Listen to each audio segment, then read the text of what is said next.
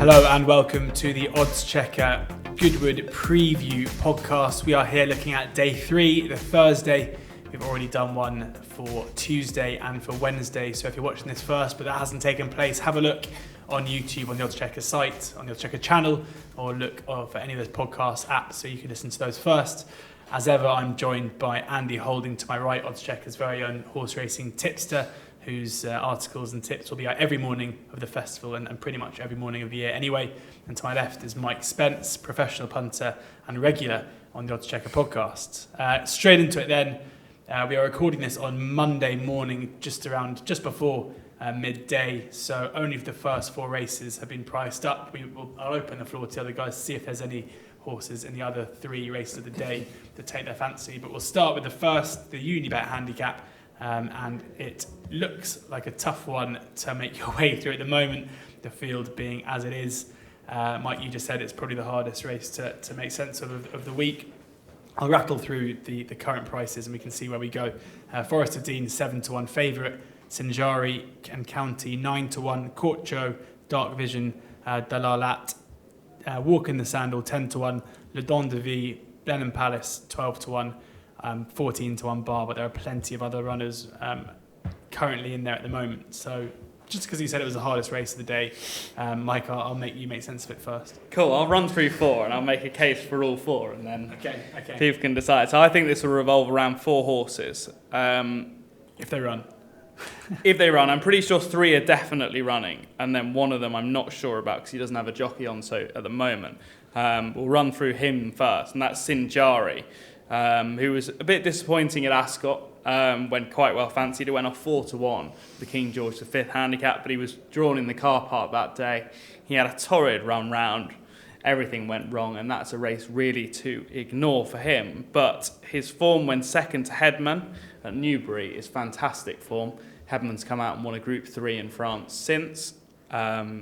Amazingly, he's been dropped £1 for Ascot. It's like that fantastic bit of handicapping, where his form from Newbury's managed to get better and then he gets dropped. But he is definitely a better horse than 96, but at the moment he might not run. So the 3 I think it revolves around are Forest of Dean, who's a very talented horse. He was 4th behind Headman and Sinjari at Newbury, but he hasn't had much racing. And he really is in the same boat as Sinjari is, and they're both going to run similar races here because of how their form ties in. Frankie's already been booked for him. This will have been the plan for a little while. He's obviously looks like he's had a slight setback, but he'll run very well. And then the 2 which I think are probably the better 2 for me, Fox Premier. I gave him a rave reviews in the Ascot preview and he just ran a bit of a stinker for no real reason, albeit the only one I can clutch at is that the ground might have gone too soft.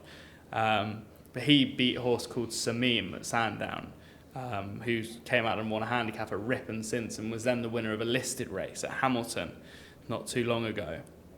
And this horse is rated 95, which is significantly lower than his ability. I'm 100% sure about it. Sylvester de Sousa's already been booked for him.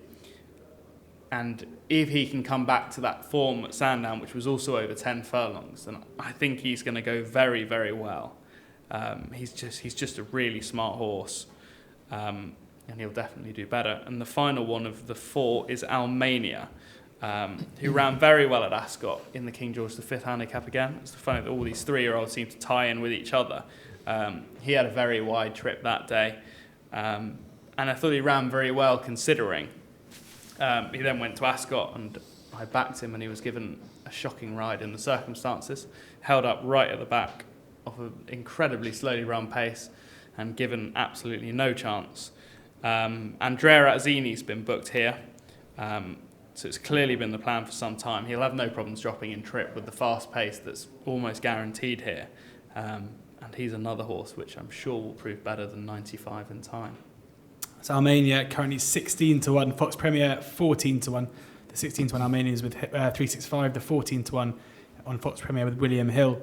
Current favourite is Forest of Dean at 7-1 across the board, and as you mentioned, Sinjari best price 9-1 with Hills, but do be careful because with all of these, if you do back them now, this is Monday, and they don't run, your bet will be settled as a loser. So it could be worth, with Sinjari not being dropped up at the moment, just waiting until this time tomorrow just to make sure that he runs. Andy, that's 4 from Mike. Are we going to get 4 from you? To be fair, Mike's on the absolute money with all of those. He's obviously follows all the same form lines as I have. They all stuck up really well, don't they? That Forester Dean ran well in the Headman race, we know that. Just didn't quite get home on the day. Maybe there's something come to light that didn't at the time. He's got to be a player of sorts. And then we talk about those 2 horses that Mike touched upon in the big 1.5 mile handicap. Sinjari got a coffin box draw. I know that the wide draw is the place to be at Ascot now on the round track, and if you're stuck on the inside on the swamp, you just can't make any ground at all. But he got dished out 22 or 22, and I think James Doyle and Connections have got a plan to try and stay wide on the better ground. But in doing so, he was lit up, he was wide, he got no cover when he got back in. And in the end, he ran all right, to only get beat 11 lengths. But Law of Physics caught up with him in the end, and he was well beaten and finished 8th. But I think he's better than that, as Mike suggested. If you look at his run when he was second in the Silver, London Gold Cup, beg your pardon, not the Silver Bowl, when he beat Forest of Dean and was second to Headman, he'd have an obvious chance on that one because he looked mile and a quarter, strong run race, big field handicap, bang, that's his bag.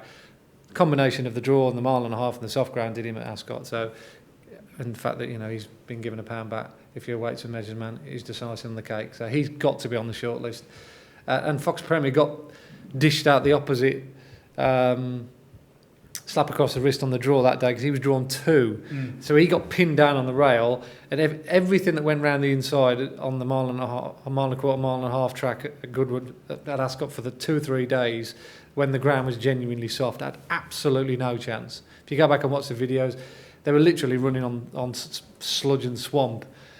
Out wide is the place to be. Everything came down the middle in the home straight, and it was such a terrible disadvantage. So ultimately, he hasn't run too bad. He's only just finished behind Sinjari for slightly different reasons, and the form of that race has worked out really well. They've all run well out of it. The one to take out that race as well was an horse called Majestic Dawn. I'm sure Mike's onto him. He ran brilliantly in that walk in the sands race at again another very good 1.25 mile handicap at Newmarket. He'll win a big pot at some stage this season. Unfortunately, he's not in this one. To be honest, Mike and me, I think we've covered the main protagonists. Court Show's the only other one I'd probably throw into the mix because he ran well beyond walking the sands at Newmarket. When I asked you to give me 4 horses, I didn't expect them to be the same as 4. Amazing, so yeah. Well, say amazing. That it's just almost the same line. Yeah, obvious really. If you know your big 1.25 mile handicap form. And a nice Easter egg for people listening as well for a horse to keep track of. Who was that? Majestic Dawn. Majestic Dawn. Yeah, when he runs next time out, he's worth watching. To stick in your tracker, especially if those 4 go well here. So easy, just 4 horses to be in your tracker from both of you. Easy as peas, as Keith Lemon would say. Move on to the second race of the day, the Richmond Stakes, and we have Threat is the 5-2 favourite, Gildsburn 11-2, Golden Horde 13-2, Symbolise 10-1, 12-1 bar. Andy, coming straight back to you here for the Richmond. I think this is a substandard Richmond on paper. Quite a few of these are also likely to run early on in the week. We've seen them entered up already, so we could get down to 7 or 8 runners, something in around that region. So Threat, therefore, really does stand out on his Coventry form. He was well back favourite that day. He was a steady whisper horse. The wise guys were all on him, weren't they, for the Coventry? And albeit he didn't come out on top, he did everything. But to be honest, he went through the race like the good horse they thought he was. Arizona was just too strong for him on the day, which was no massive surprise. I don't think it was a great Coventry. I think it was a good Coventry, but the ones that have run in it so far, the refugees, have just intimated like it was an okay renewal this year rather than a vintage one. But in a equally sort of modest looking Richmond, I suggest, then I think he does stand out. The only one I think might improve from the sort of maiden route into pattern company in one full swoop, because a lot of these have run in the better races so far this season and haven't set the world alight. Is a horse called Raw Commando, Charlie Hills's. He ran in a very good race first time out at Newmarket, which I thought was a pattern race in all but name. And he went through the line really strong that day. I've no hesitation to think that form was poor, and he went to Doncaster the other day and absolutely battered a really strongly fancied horse of William Haggis's called Bad Ear, who was last of the four. But I really do like him, a Royal Commando. I think he's a proper horse in the making. So he's won at a big price. I've seen 14, 16 to 1 for him. Yeah, currently Royal Commando's 14 to 1 with the three firms. He's an interesting runner, but Threat, look, he sets a very high standard. And unless Mike's got something that I haven't got on my figures to come up with, and this is his to lose, really, I'd suggest. I'd be worried that he's not going to run. Ooh. Right, okay. The plan was definitely to go for the vintage on Tuesday. And he was jocked up until the declaration stage, and they took Tom Marquand off at the last minute. And he's not jocked up to run on Thursday. So I would be slightly concerned that he might not run if I was going to be having a bet at this stage. This is up for grabs then, isn't it? Because I don't think Guildsman's going the right way. No, and which is even more boring. I think Threat sets the standard here. Maxi Boy was a non-runner over 7 at Ascot on Saturday, and this seems like an afterthought to me because he was never in the vintage. Also not dropped up as well currently. Maxi, he's got Frankie on. Oh, really? Yeah, Frankie rides Maxi Boy. But I wouldn't want to really be betting a horse that they wanted to go 7 at Ascot and is now dropping to 6 at Goodwood. That would be a negative for me. I like Royal Commando as well, actually. The Newmarket run was fantastic. I think he'd have won if he hadn't got squeezed on the rail. There was like 3 horses in front of him. He couldn't go anywhere, could he? I think he'd have won, and he. I don't know why he didn't go off favourite at Doncaster, but he certainly justified that, and he was a very good winner. I think he's very good. This is a big ask on his 3rd start, but at 14s and 16s, I certainly think he's overpriced. He's not going to go off any bigger either. If this happens to get aired in time and you're able to back him at 14s and 16s, Kieran Schumacher's on him. He looks a certain runner. And, I think if you're backing him now, I just think you're either going to be getting that price or he's going to go off 8 to 1 on the day. I mean, Aidan O'Brien will only run 1 out of his 3. He's got Harpocrates, King Neptune and Royal Dornoch, and none of those have shown that they're anywhere near the leading lights of former years from an Aidan O'Brien battalions. Other than Arizona, the ones that he's brought over here have been fairly underwhelming this season.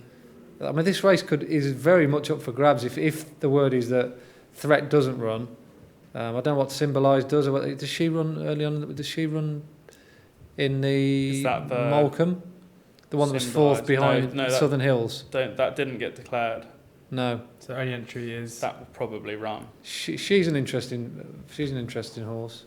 David Probert dropped up as well, so I think Symbolise will go 10 to 1 currently. Symbolise. Well, probably. He's a colt. Beg your pardon. That looks a bit big. I think Golden Horde will run well, but he's got a fair bit to find with Threat at the same time. But he's a good horse. But I think Royal Commando for me at the moment is probably the better. I do think if Threat was to turn up, then he's certainly the one to beat. I think. But Royal Commando at 14s and 16s I'd be taking a chance with him. Yeah, I think he's the one with the most potential, Royal Commando, of this whole field. And with Threat, probably if he does run here, and if tomorrow he is declared to run, you'll probably be taking a slightly shorter price. But you take that just to have the insurance of knowing you're not going to do your money if he comes out. And 14 to 1 about Royal Commando. You think he's going to run? May as well take that in case a Threat does come out. Then he's back to... Well, he's not going to go bigger than 14 to 1, isn't even if Threat runs. Because there's going to be other defectors anyway. But if you get other defectors and Threat comes out, you've got the double whammy, haven't you? Yeah. I could see him going off. If that field cuts up the way we're thinking, he could go off, single figures, but quite conceivably a 6-7 or 1 shot. He's a nice looking horse as well. Obviously, I've only seen him on the videos, but he didn't look out of place at Newmarket. He towered over his horses, the 3 that he beat at Donny. He was very strong at the finish, very professional. Looks as though he's got a good mind, as Aidan O'Brien would say. And he was eased down as well. He got more to come. So I think we've both hit the nail on the head with him. Good stuff. Easy as you like. On to the Gordon Stakes now. Constantinople is a 3 to 1 favourite. Spanish Missions 9 to 2. Jalmood 11 to 2. Dal Horiscal is now 8-1, but a sea of blue on Oddschecker after being taken out of the race on Wednesday. So as short as 6-1 now. So I'm going to suggest that by the time this goes out, that 8-1 probably won't be there anymore. Nyaf Road 10-1, South Pacific 10-1, Technician and Leo de Fury 12-1, 14-1 bar. Mike, how are you? It's a bad race for usual, in my opinion. I think most of these that have got a lot of form aren't good enough.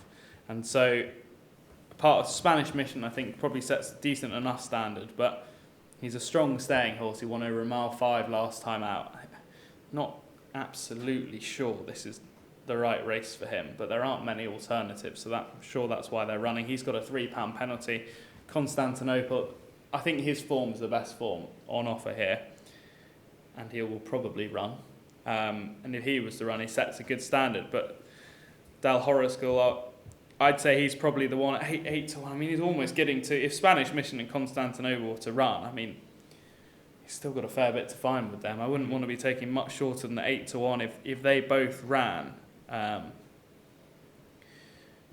sure that James Dawes or Ryan Moore, neither of them can ride, but I'm sure they'll find someone equally good enough to take the ride. But he's almost getting to the right price for me. Constantinople, if he was to run, I think he would set a pretty good standard myself.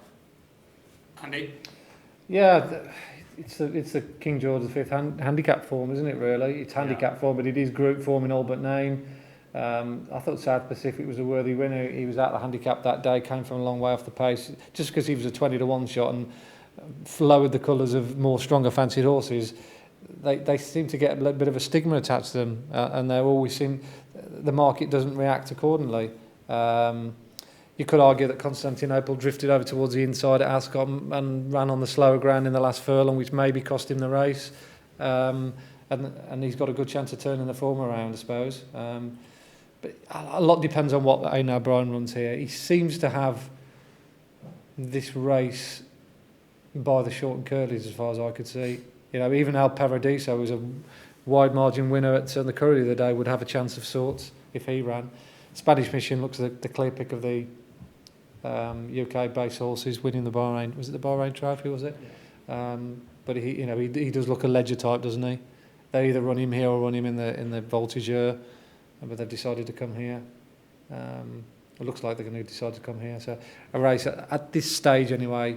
Got a few ideas like Mike has, but nothing absolute concrete. Wait till the until Aidan O'Brien has said, right, this definitely runs and this doesn't. I guess similarly to it's a guessing game, really. Yeah, exactly. It's a hard race to make. And there's no massive price angles like there is with Threat with Royal Commando. We're looking at 14-1, and he looks like running.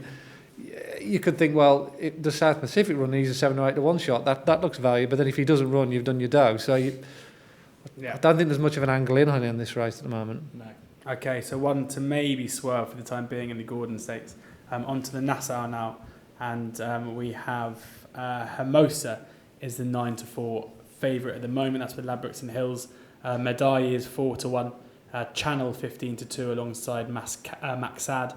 Rauder 8-1 alongside I Can Fly. 12-1 bar. So this is the fourth race on the Thursday. Andy, anything taking your eye here? I feel like, with the Gordon there, we kind of step back a bit, so I need you to jump back. Yeah, we need to get back on the bike down here. Look, Hermosa's just been revelation, you'd have to say, so far this season. Of course, winner of the Guineas, winner of the Irish Guineas, and then just got beat fair and square on the day at Ascot, but again ran another perfectly respectable race. Obviously, the French filly improved upon her run in France when she was a bit unlucky the time before. What standard there is, which is very high, she sets it as far as I could see. The other race for the older horses was Rauder, represents that form line. She went down all guns blazing. The form's worked out well. The fourth has won, isn't it? Voracious. Yes. From the South Stable. It was a bit of an enigma, that horse, but either way, that's perfectly good form. I suppose the interesting one with Frankie on is Medaille, who was disappointing in the Oaks, but didn't think Rav Havlin gave that horse the best opportunity that day. Didn't handle the camber, got rolled around when there was horses in its way, and didn't get a chance to really get up a full head of steam.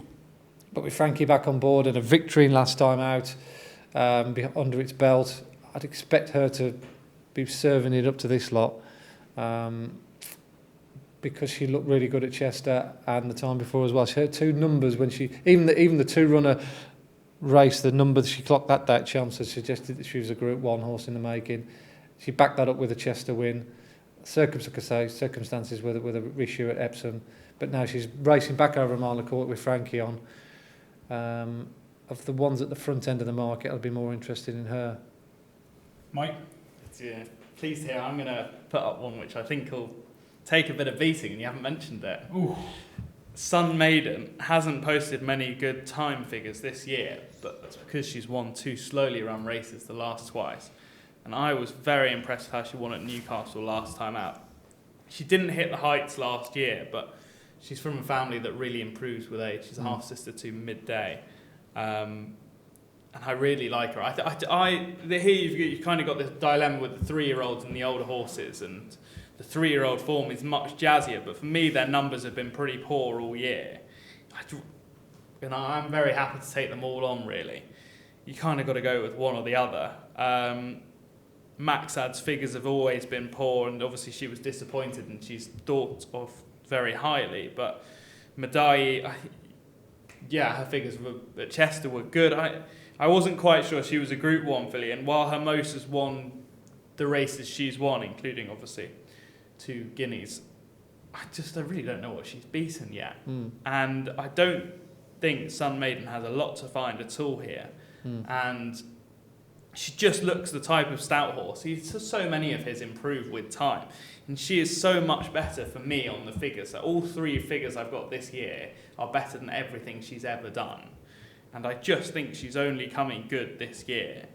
She was valued for so much more than half a length win over Nialetti last time. I mean, she was a filly in a much better grade. I think she's going to cause a bit of an upset here myself. Big question will be the jockey. Jim Crowley, Oisin Murphy, Frankie and Ryan are all already booked, so not sure who's going to ride, which worries me slightly.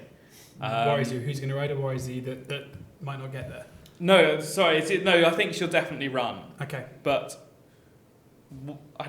so I'm a big fan of wanting a good jockey on the horses that I back, and I think we all are.